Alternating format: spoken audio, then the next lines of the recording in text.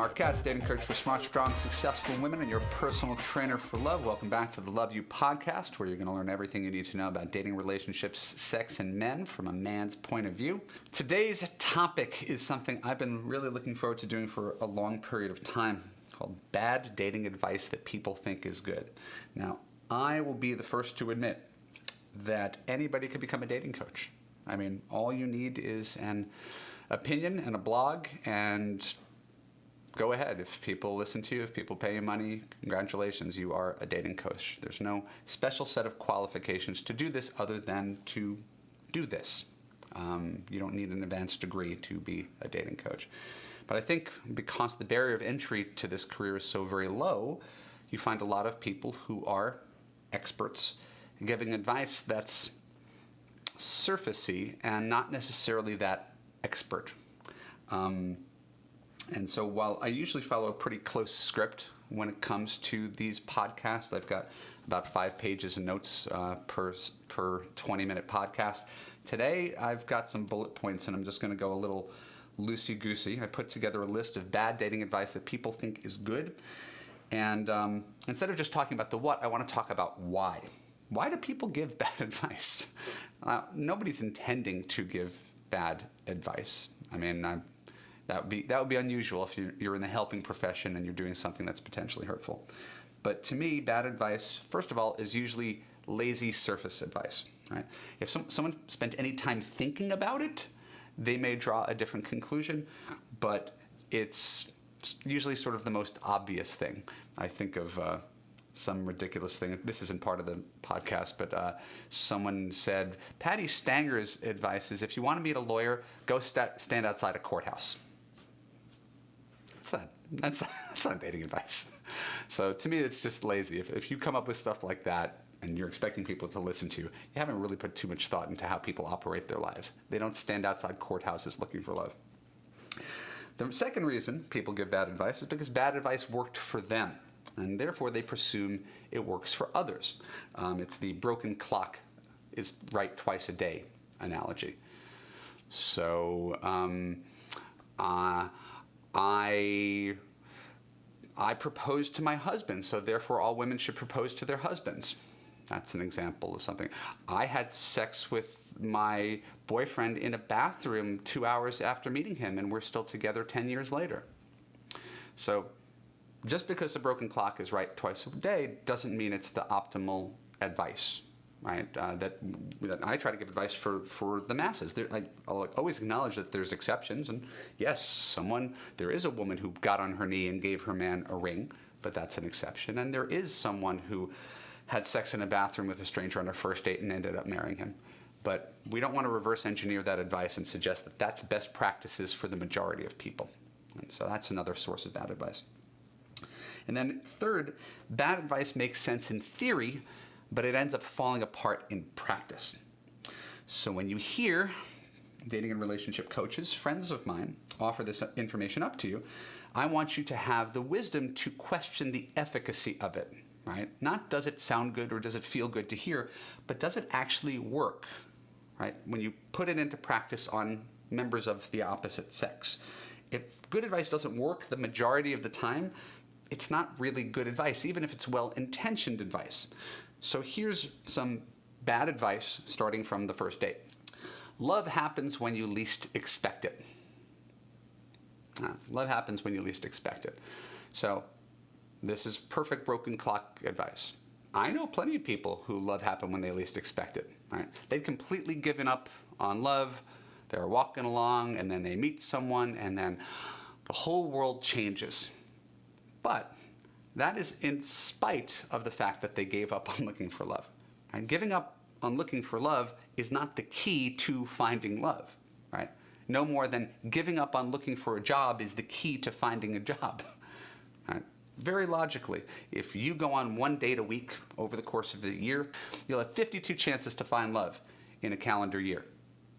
Right? If you give up and you sort of hope that you meet the right person, you may have no chances to find love. Right? Just from a pure mathematical standpoint, which stands to serve you better? So no one is saying that dating once a week makes you desperate or needy. Obviously, if you're desperate and needy, that's not going to serve you well. but not dating, right? Love happens when you least expect it. I've just given up, and if the universe sends me a man, then that's not a strategy. That's luck. That's the equivalent of winning the lottery, and winning the lottery is not the best path to long-term wealth, for example. So don't pay attention to anybody who says love happens when you least expect it. Then there's you just know when you meet Mr. Right. Right. I've got a video about this. You go to evanmarckatz.com, give me your email address, and you'll watch a half-hour video on how this is a fallacy. Right. I know it's a wonderful feeling. You just know. Oh my God, you just know when you meet your soulmate. So, let me ask you. Have you ever just known that you met Mr. Right? Have you? Ever had that feeling? Oh my God, you just know. It's so perfect. Are you still with him right now?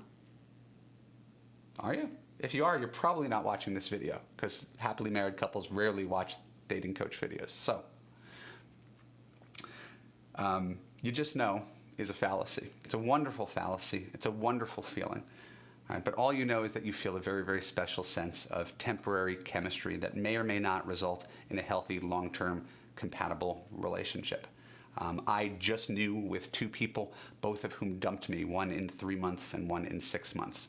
Right? So you just know doesn't mean anything. And if you think you need to have the you just know feeling for it to be right, well, if every time you've just known that Mr. Right was right and he was always wrong, then maybe you're wrong about who Mr. Right is supposed to be, if that makes any sense. Right? So just knowing is not something you need. I certainly did not just know when I met my wife.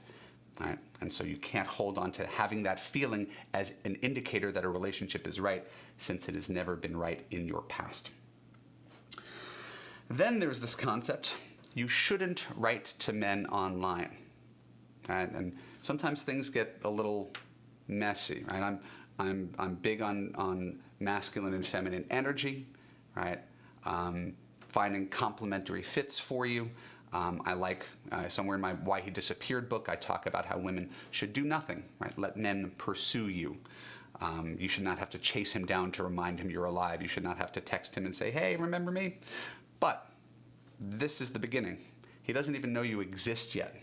So when you say you shouldn't write to a guy online, it never works. Well, no, obviously you're going to have a higher success rate. If a guy initiates contact with you, if he finds you attractive, you're going to have a higher success rate. But you also have no control of who initiates contact with you. Literally half of online dating is reaching out to the men that you want.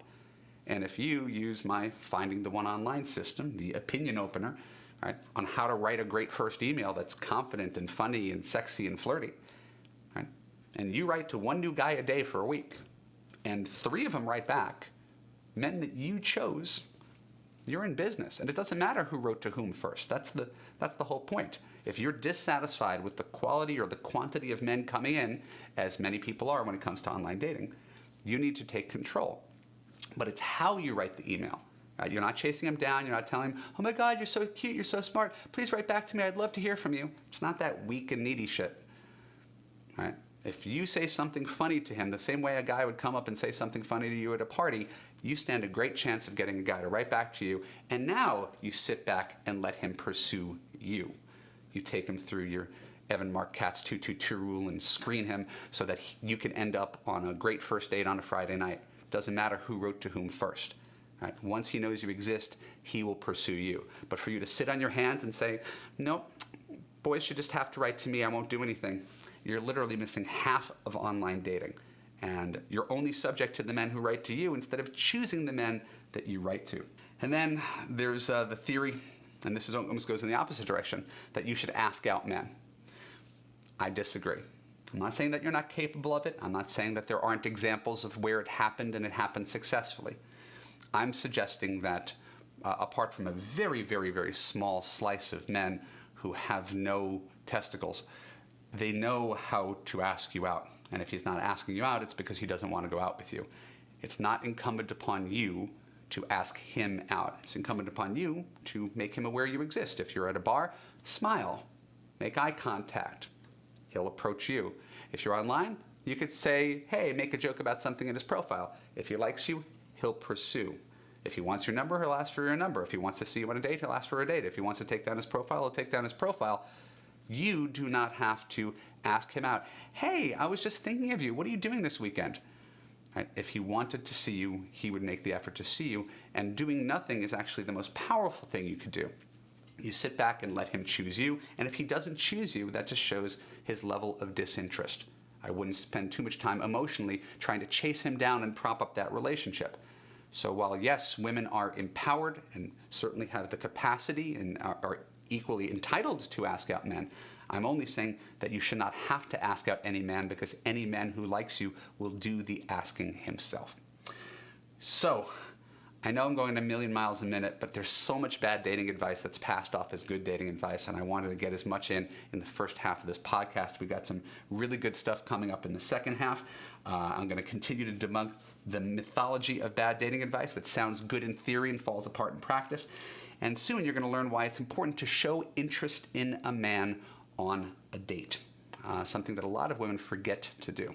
So this is Marc Katz. This is the Love You Podcast, and I will see you right after the break.